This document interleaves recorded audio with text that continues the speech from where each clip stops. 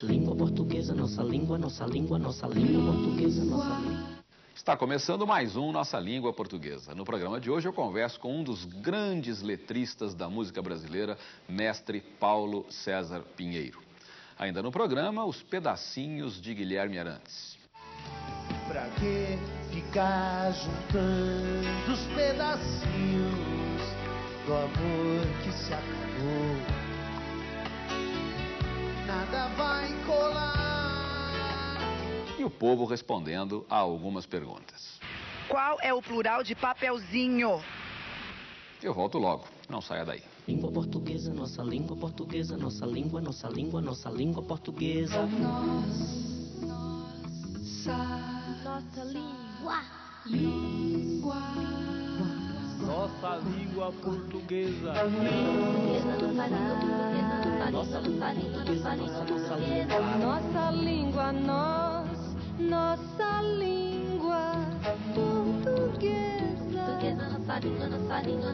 portuguesa. Nossa língua, nossa língua. O Nossa Língua Portuguesa de hoje, especialíssimo, recebe um mestre da poesia musical brasileira, Paulo César Pinheiro.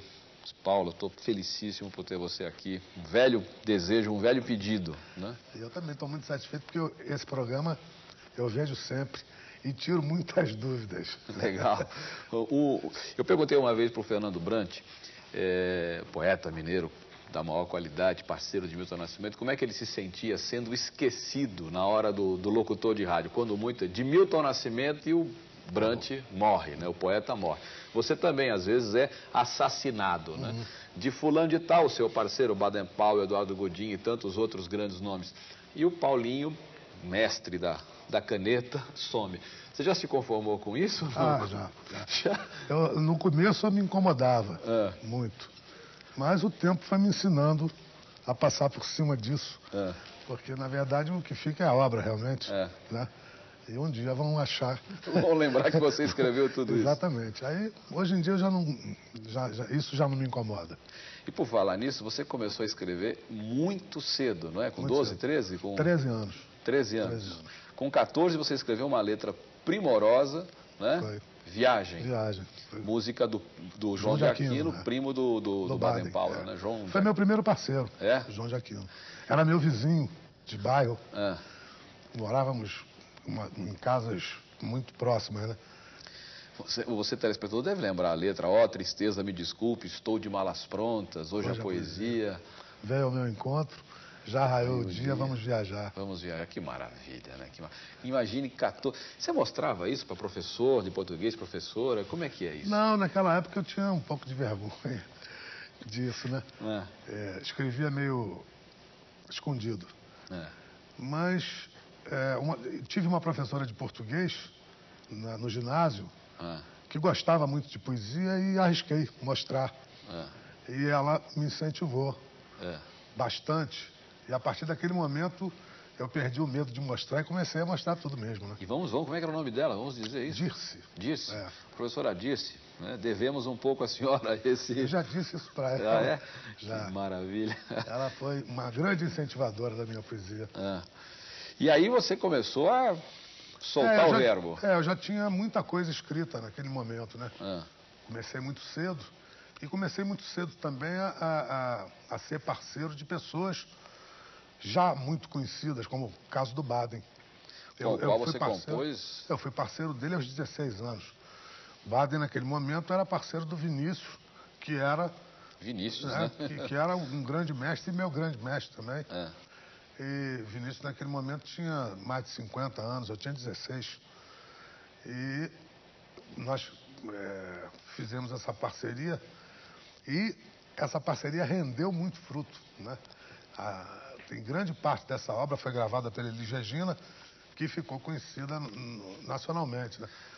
Tem Última Forma, Avisa aos Navegantes, Vou Deitar e Rolar, Lapinha... E vai por aí, tem muita coisa. Aliás, com o Lapinha você ganhou um festival. Um festival, né? Uma Bienal do Samba. Foi uma Bienal que só teve uma. Bienal de... É engraçado. Bienal. Só teve um festival. Dessa 68. Participou o Paulinho? Foi a minha... exatamente, o Paulinho também. Aliás, foi um festival maravilhoso. Porque era Nelson Cavaquinho, Pixinguinha, Pixinguinha, olha Cartola, só, olha só. o Chico começando. Olha o time. Sérgio Ricardo, Baden. Mas tinha muita gente. E eu tive a felicidade de ganhar esse festival, começando. Foi a minha primeira música gravada. Foi nesse festival, em 68. Até então eu já tinha uma bagagem, mas estava tudo guardado. E essa música, nesse festival, detonou. Como você já disse isso aqui, a mala foi aberta, né? E todo mundo começou a gravar Elisete, MPB4 e por aí foi. Até hoje, eu tenho hoje perto de 800 músicas gravadas. Nossa Senhora. 1.400 feitas e 800 gravadas. E as 600, quando é que vão? Estão na gaveta, esperando a mediocridade baixar a bola. Pois é, vamos fazer aqui um coro muito forte, né? Porque de fato é impressionante que não haja espaço, não só para o seu trabalho, que todo mundo sabe é de qualidade, mas para tanta gente que faz coisa boa. O que na verdade falta é a democratização do meio de comunicação, porque tinha que ter espaço para todo mundo. Claro, né? Claro. Então, se tivesse espaço para o choro, para o samba, para o samba de qualidade, para o samba canção, como a gente, quando era menino, ouvia no rádio. Eu, quando ligava o rádio, ouvia todo mundo, todas as músicas, muitos dos gêneros brasileiros e todos os estrangeiros. Hoje só se escuta um estrangeiro e ruim. E a ditadura, né? É uma ditadura. Toda ditadura é insuportável, a ditadura cultural é terrível, é terrível. Né? É terrível porque... Não sei qual a pior, hein? Ou dá no mesmo, né? Porque uma tem a ver com a outra e gera a outra e é fruto da outra e é um inferno. Paulo, depois, durante os anos de chumbo aqui, você escreveu muita coisa interessante para driblar a censura, para atacar a censura e atacar a ditadura. E nessa época só funcionava assim. Uma dessas canções, acho que a música do Maurício Tapajós, se eu não me engano, letra sua, Pesadelo, é do Maurício, né? Maurício Tapajós. O MPB4 gravou, foi um sucesso danado na época. E como é que foi aquilo? Quando um muro separa, uma ponte une, se a vingança encara, o remorso pune, uma letra primorosa. Você corta um verso, eu escrevo outro. Isso é maravilhoso, né? Tem a história do cachorro, né? Que é uma terminologia da ditadura, né? Do cidadão que ficava ali para a polícia. Existia o tal do cachorro, que era... né? Que tem mais de um sentido. Também tem o cachorro, o cão da arma, né? Perfeito, também. Perfeito. Como é que era isso? Por exemplo, essa letra, como é que foi fazer passar essa letra pela censura? A gente tinha uma certa malandragem para agir contra esse tipo de força, né? Então, existiam nas fábricas de disco uma prévia para censura sempre. Tudo que estava se gravando naquele momento se mandava antes para a censura. Eles até, em certo momento, começaram a censurar melodia.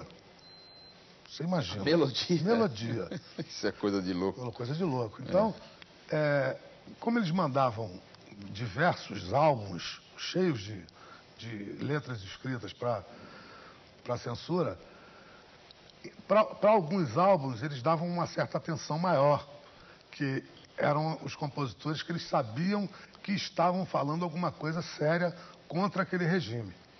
E em outros, para outros, eles não davam a menor atenção. E num álbum desses, eu enfiei o Pesadelo no meio. Né? Se não me engano, era época de carnaval, qualquer coisa assim. Era uma boa época para driblar, né? Aí eu joguei ali no meio e eles nem leram sequer, carimbaram. Depois de passado... Aí acabou, aí né? acabou. Começou a ser cantado, o samba, a música virou quase que um hino de guerra naquele momento. Maravilhoso. A resistência. As pessoas, era tão forte que as pessoas que tocavam, né, os programadores de rádio, tinham medo, tinham receio, não sabiam se aquilo estava realmente permitido ou não. E eles próprios se autocensuravam. Que era uma coisa que acontecia na época, era né? O tempo inteiro, né? Eu não vou fazer porque sabe Deus o que vai acontecer, né? E foram várias. Eu tive muita música censurada na época que hoje já está aí, as pessoas conhecem Cordilheiras, por exemplo. Que é uma maravilha, né? Ficou 5 anos na gaveta da censura. Maravilhoso, é um texto... Lembra um pouquinho, por favor? Eu quero ter a sensação das cordilheiras desabando sobre as flores inocentes e rasteiras. Começa assim. E vai, fala de traição, e fala de traição em todos os aspectos, né? De uma forma... Tem o Mordaça, cujo nome... né? Cujo nome já significa o que era a época, né? Mordaça o tempo inteiro. E por falar em Gudim, você participou de um espetáculo maravilhoso, importante é que a nossa emoção sobreviva, com o Gudim e com a Márcia, não é isso? Márcia. Com a grande cantora Márcia, né? Esse show gerou 3 discos. 2 na década de 70 e um agora, 20 anos depois, né? Que a gente gravou no Teatro Sesc, Pompeia. Foi um show que a gente fez durante uns 3 anos, direto, com as casas sempre lotadas e as primeiras filas, censores, agentes do DOPS, policiais, e para fazer era terrível. Imagina. Foi uma época dura, muito brava. Você também trabalhou na direção, na roteirização de shows também? Muitos. Principalmente os shows do Baden, quando ele fazia, Dori, Clara, né?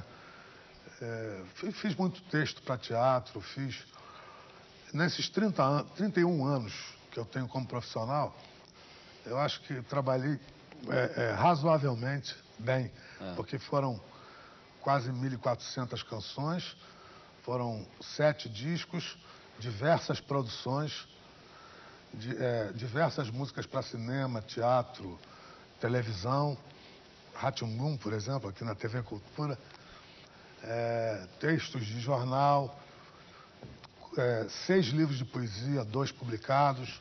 Um deles está aqui com a gente, o Viola Morena, né, de 93, né? Tem uma influência da poesia brasileira forte aqui, de Bandeira e Companhia Bela. Com certeza. Né? Eu sou apaixonado pela poesia brasileira. Tem aqui um texto de título, eu me lembrei de um professor, eu encontrei, aliás, recentemente, um grande professor meu, João Paixão Neto, tradutor, queixando-se do seguinte: não deixam usar termos eruditos em certas traduções. Ele usou destarte, por exemplo. Reclamaram: como é que você usa destarte? Ninguém sabe o que é. E você escreveu um poema aqui chamado Adrede. O Aurélio recomenda Adrede, a pronúncia fechada, Adrede, né? Que quer dizer de propósito, feito de propósito. Alguns professores falam adrede. Né? Muita gente fala adrede, mas o Aurélio recomenda adrede, o que não quer dizer grande coisa, né? A pronúncia é uma coisa mais ou menos livre. E neste poema aqui parece que há mesmo a questão da rima, da métrica, do metro, você retoma isso? Eu sou, na poesia, muitas vezes, um sonetista. Eu gosto de soneto demais. E aprendi com os grandes mestres do soneto. Então, digamos, 70% da minha poesia é soneto. São sonetos, né? Faço baladas, canções, tal, verso livre. Mas sou muito ligado, muito arraigado no soneto. Tá? Tenho uma paixão por soneto. Acho que é uma das formas mais perfeitas da poesia. E é um desafio, né? Fazer um soneto. Eu tenho um soneto que fala sobre isso, que diz que fala que eu não tenho ela de cor e nem tenho ela escrita agora, mas que diz o seguinte: dentro da prisão dos 14 versos é que eu me sinto solto. Que maravilha. E me conta uma coisa, você me contou uma história que eu quero que o telespectador conheça, uma história deliciosa da tentativa de tradução de uma letra sua. Isso é curioso mesmo. Um samba meu e do Baden, chamado Vou Deitar e Rolar, que é conhecido também por Quaquaraquaquá. Acho que todo mundo conhece, né? Quaquaraquaquá, quem riu, Quaquaraquaquá, fui eu. E grande sucesso da Elis. Grande sucesso da Elis. E havia uma tentativa de gravação nos Estados Unidos de eu não sei se era um cantor ou uma cantora, que queria gravar o Quaquaraquaquá. Aí um letrista americano, que sabia muito bem português, foi chamado para fazer a letra. Depois de muito tentar, ele não conseguiu, a música não foi gravada, e ele disse para mim: olha, é impossível traduzir essa música para o meu idioma, essa letra para o meu idioma, porque são só gírias do começo ao fim. Eu sei o que significa, mas eu não sei transmitir na minha língua do jeito que seria isso aí. E a música não foi gravada. Vamos lembrar um pedacinho da letra? Não venha querer se consolar, que agora não dá mais pé nem nunca mais vai dar. Também quem mandou se levantar, quem levantou para sair perde o lugar. Aí a pessoa, o americano não vai nunca entender isso. Pois é, né? Uma vez eu conversei com o Vitor Martins, o grande parceiro do Ivan, poeta de extrema qualidade, e ele me disse que as traduções que se fazem lá, que na verdade são versões, em geral, primeiro, empobrecem o texto, muito. E segundo, eles não acreditam que nós façamos aqui poesia musical dessa qualidade. Não é possível que a poesia brasileira musical... Eu tenho diversas músicas gravadas nos Estados Unidos com letras de letristas de lá e nunca gostei de nenhuma. Não gostou de nenhuma? Nenhuma me agradou. Porque tudo... São temas completamente diferentes dos temas que a gente fez. Originais, Dos originais. E aí a música fica meio descasada, sabe? Tá escrita dentro da música, está sendo cantada, mas é um divórcio ali de sentimentos. No fim vira I love you e acabou, né? Fica qualquer coisa. Eu não resisto à tentação de te perguntar o seguinte: o seu trabalho com o mestre Tom Jobim, né? Esta maravilha chamada Matita Perê, que é um nome de um disco, né? E de uma canção do Tom Jobim. E nesse caso você fez com ele a letra, a música só dele, né? Do Tom Jobim. Como é que foi fazer o Matita Perê? Olha, isso foi o seguinte: eu tinha uma música que fez parte de um festival, Festival Internacional da Canção, não sei se foi de 68 ou 69, chamada Sagarana, que eu tinha feito em homenagem ao Guimarães Rosa. E a maneira do Guimarães era como se Guimarães estivesse fazendo uma letra de música, né? Ele escreveria daquela forma, porque era e é um dos escritores que mais me impressionou. Então fiz naquele momento aquela música. O Tom ficou apaixonado por aquilo, me ligou, disse: olha, eu estou com uma ideia, um tema que eu estou querendo desenvolver daquela maneira. Você topa fazer comigo? Agora. Já era meu... Foi quem me fez compor, na verdade. Foi depois de uma música dele, escutada por mim aos 13 anos, que eu comecei a fazer música. E aquilo para mim foi um orgulho e uma surpresa. Aí a gente se sentou e disse: olha, eu tenho uns trechos escritos, mas que não são imprescindíveis na letra. Foi só, como a gente chama, foi só um monstro. Se você quiser usar, usa. Se não quiser, não usa. É só para te dar a ideia do que eu quero. Só que quando ele me mostrou, eu vi que estava muito bem feito, muito bem escrito, só não tinha ainda encadeamento, né? E resolvi não mexer naquilo. Eu falei para ele: eu não vou mexer nisso que você escreveu. Disse: mas como é que você vai fazer sem mexer? Vai ser uma montagem de um quebra-cabeça, vai ser mais difícil e mais trabalhoso. Mas eu não vou mexer nisso não, que está muito bom. E aí comecei a fazer a teia, né? A aranha tecendo. Fui e consegui não mexer numa palavra dele sequer. E aí virou. E virou uma maravilha. Você precisa conhecer esse disco do Tom Jobim. Aliás, a discografia do Tom Jobim, que não é muito grande, né? Tá, acho que toda disponível em CD hoje em dia. Hoje em dia tá. E esse Matita Perê... E essa música, ele me disse muitas vezes que gostaria, porque a letra é uma história, né? É um conto, digamos. Que ele queria que isso virasse um filme um dia. E ninguém se habilitou ainda? Houve uma tentativa uma vez, tal, mas acho que fizeram um curta. Cineastas do Brasil, Tom Jobim e Paulo César Pinheiro merecem muito. Paulo, acabou. Então deixa eu te fazer a surpresa. A surpresa, é verdade. Dá tempo ainda? Claro que dá, lógico. Quando eu estava vindo para cá fazer teu programa, eu gosto muito de você. Muito obrigado. E eu também de você. Programa. E aí eu sentei no aeroporto, porque cheguei mais cedo do que o previsto, e escrevi uma coisa aqui. Rapaz, onde é que eu botei isso? Os óculos, é isso? Não. Não, um papel, tá aqui. Escrevi num papel de uma revista que eu tinha comprado no aeroporto. No aeroporto. Diz assim: olha, Quem tem o dom de versejar, que escreva. Quem tem talento de ensinar, que fale. Porque na nossa língua portuguesa, poeta e mestre, não há quem os cale. Por isso há sempre um verso como exemplo numa lição do professor Pasquale. Nossa, que maravilha. Isso é para você, tá aí escrito.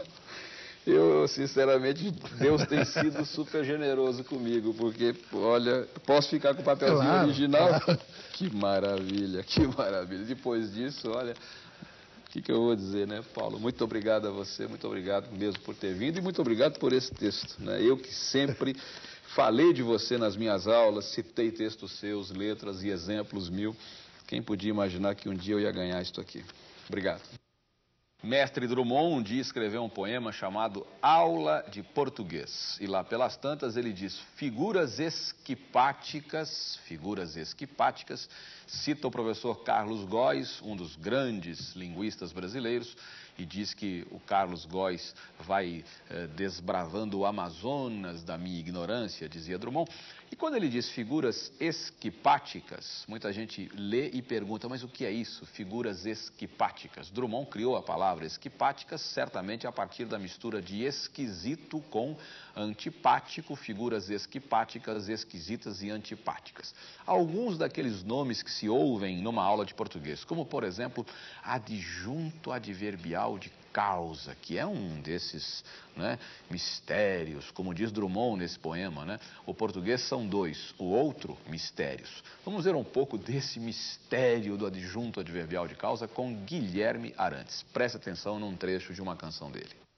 Pra que ficar juntando os pedacinhos do amor que se acabou? Nada vai colar,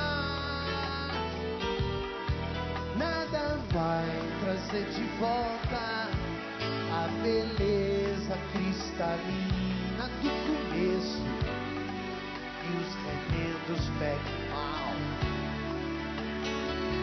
Logo vão quebrar.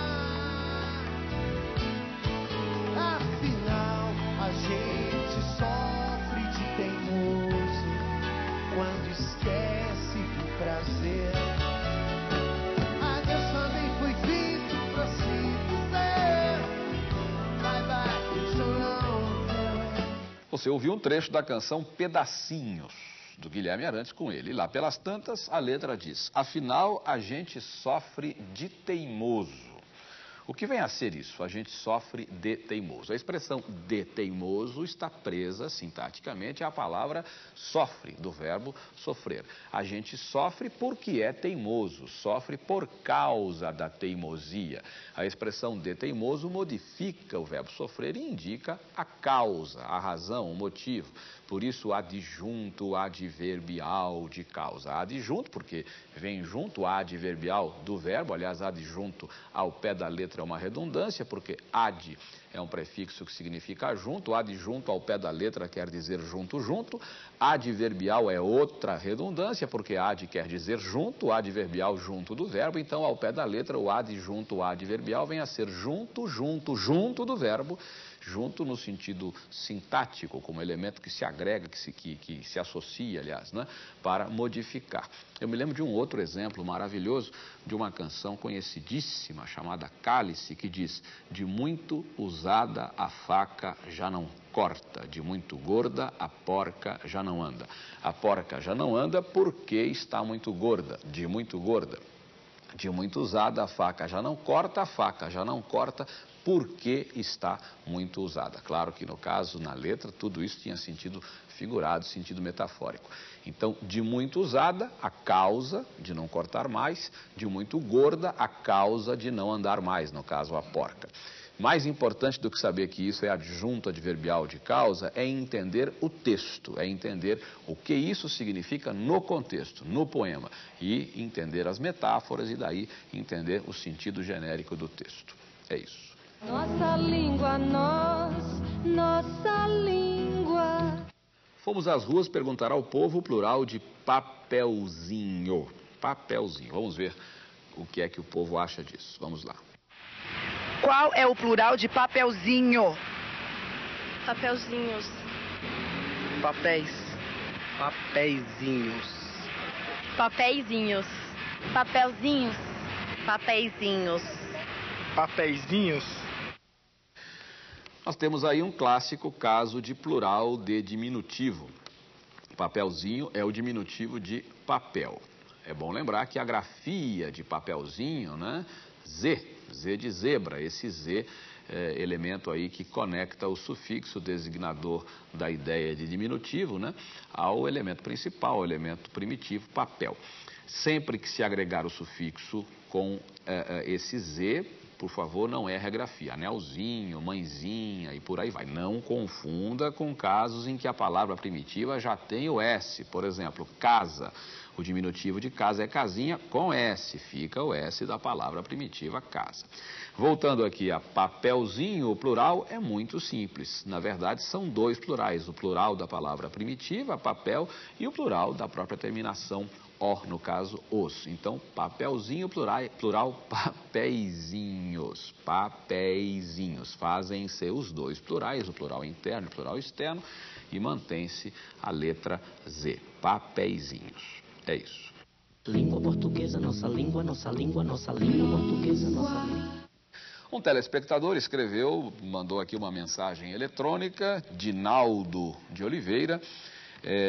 Ele apanhou aqui um trecho de um diálogo de uma novela da TV Globo e diz assim: só depois que eu encontrar a Letícia e saber como ela vai.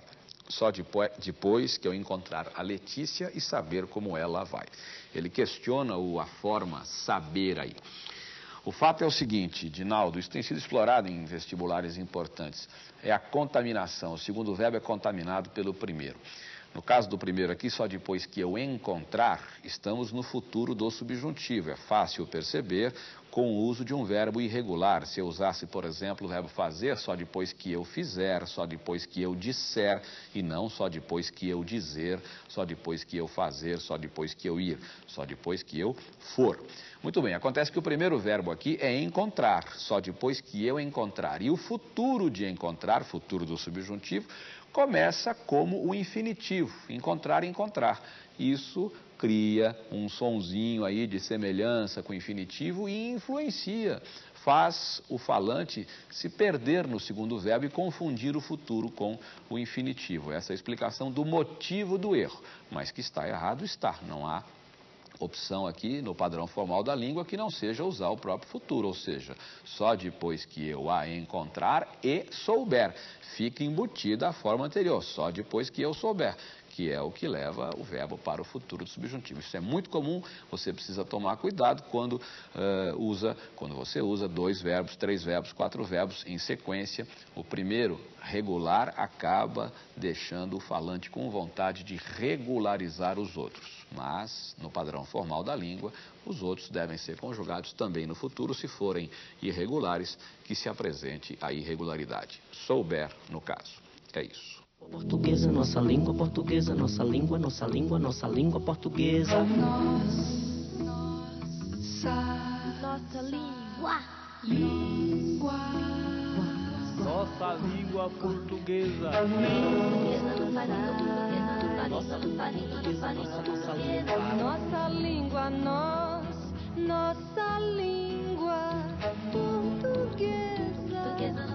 nossa língua, nossa língua.